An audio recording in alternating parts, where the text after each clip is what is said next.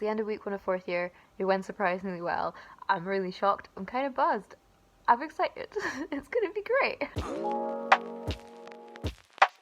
Is this an acceptable backdrop?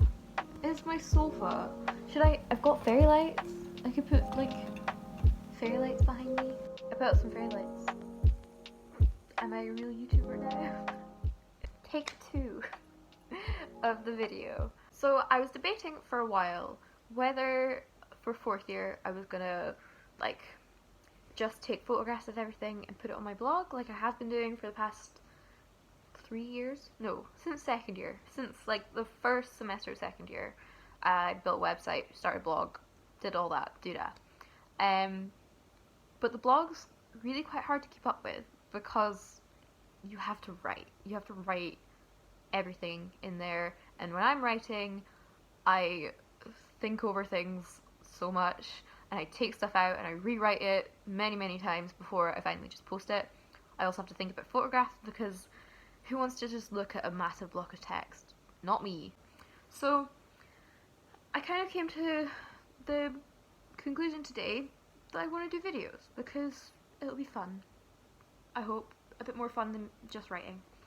I'm still going to do the blog, maybe a bit smaller, and that will be for more like really refined stuff, whereas this is just me coming on a camera and speaking at you, and recording what I'm doing and how it goes, and it'll hopefully just be more relaxed, more personal.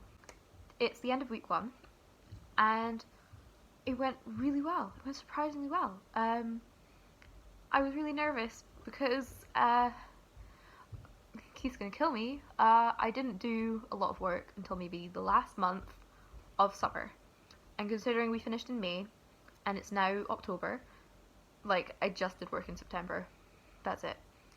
But because of the subject matter of my project, like basically my life over the last year becomes research, which I'm pretty proud of myself that I can just do that because I'm kind of just cheating the system a little bit. I feel like a con man, but it's great. So Monday was my first day back in the studio since March, like since we got put into lockdown. We basically heard the news that everything was going into like national lockdown. The next day we went into the studio and they were like, you need to take your shit and go, and that was it, which was very stressful and really quite sad. Like I missed Grays a lot. For the past like 4 years of my life, like since 6th year, Grays has been a consistent place that I go for creative work, and that's been the routine, and suddenly just to shut that entire thing down was quite a shock to the system. But on Monday we were let back in, which was, it was great to actually just be there. It's really weird.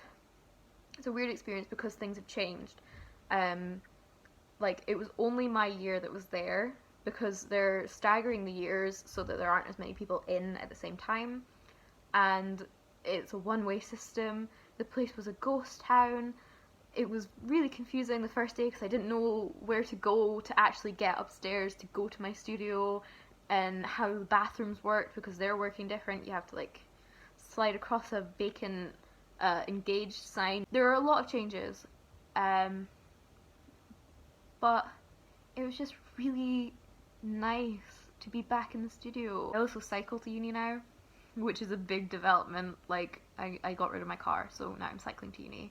Tuesday did more work on things, but that was just at home. Don't have access on Tuesday.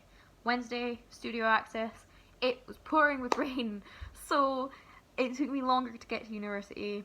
I was soaking wet, freezing cold by the time I got there, but I still went and got all cozied up, brought a scarf with me. I went to Asda and got a new pair of leggings because I was soaked. So that was fun. Came back, cooked some dinner. It was alright. Did some work. It was good. Thursdays where it gets exciting. Had a meeting with Libby, who is the head of Grays, but she's also my dissertation coordinator. Yay! That sounds really sarcastic, but she's so lovely. And it was just a really productive meeting about my dissertation outline draft, which I need to be finishing by next week. So that's kind of stressful, but also I feel really good about it after this meeting with Libby. We kind of went through all of my points and figured out exactly what it was that I actually want to write about, which is androgynous fashion and where fashion is right now in terms of gender and how it got there, the historical context, everything like that, who's doing it, why are they doing it, and why has this come about. And then the next part of that is like gender politics, which is what I'm really interested in. I'm really interested in gender politics, fashion, and semiotics of fashion, usership models. Right, if you don't know anything about this, like, skip ahead. I'll put a timestamp, I think, so that you don't have to listen to me talk about this. I think I'm going to do a video about it, though, because it's interesting to me. And there's a shortage of, like, art video essays on YouTube, especially that, like, are in the context of fashion. So I want to do that. Yeah, so we figured out exactly what I want to write. And now I just need to put it into an outline. And it was basically the same as before, but restructured, so all my research still goes with it. I'm putting together a questionnaire that will be published in a little while. I'm not exactly sure how I'm going to do it yet, but it's going to be interesting and fun and interactive, because everyone hates just typing out answers to questions. There are going to be pictures, I promise. Really positive yesterday. It was also my boyfriend's birthday, so happy birthday, Alistair. On to today, I just had a meeting with Keith and Alan, a group tutorial with a few of my peers who I haven't seen for a while, which is pretty good, and that went really positively too. It's been a really good week for me, which is surprising.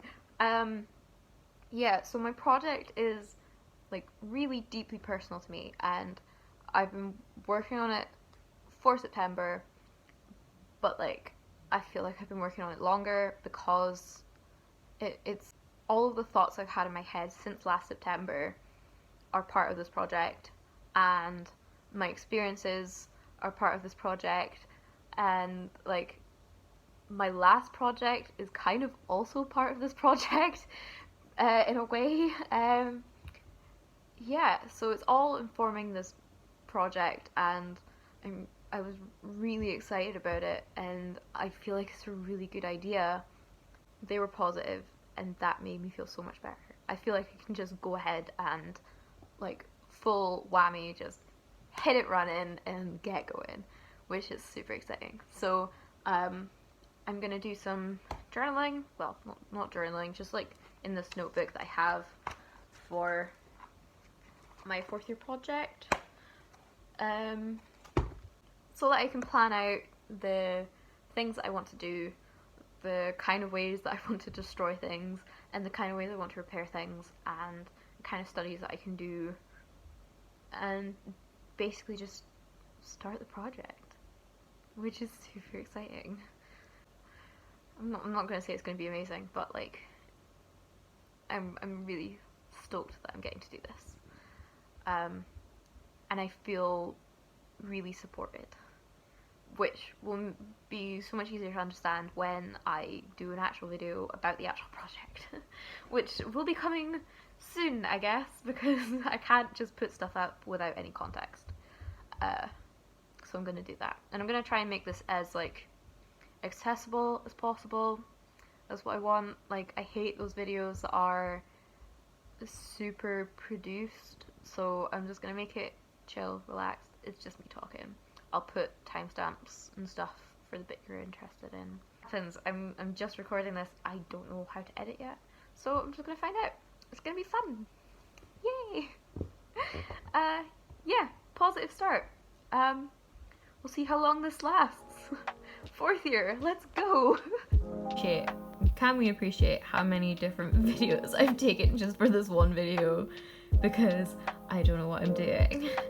And this is another one to add to that. You're welcome.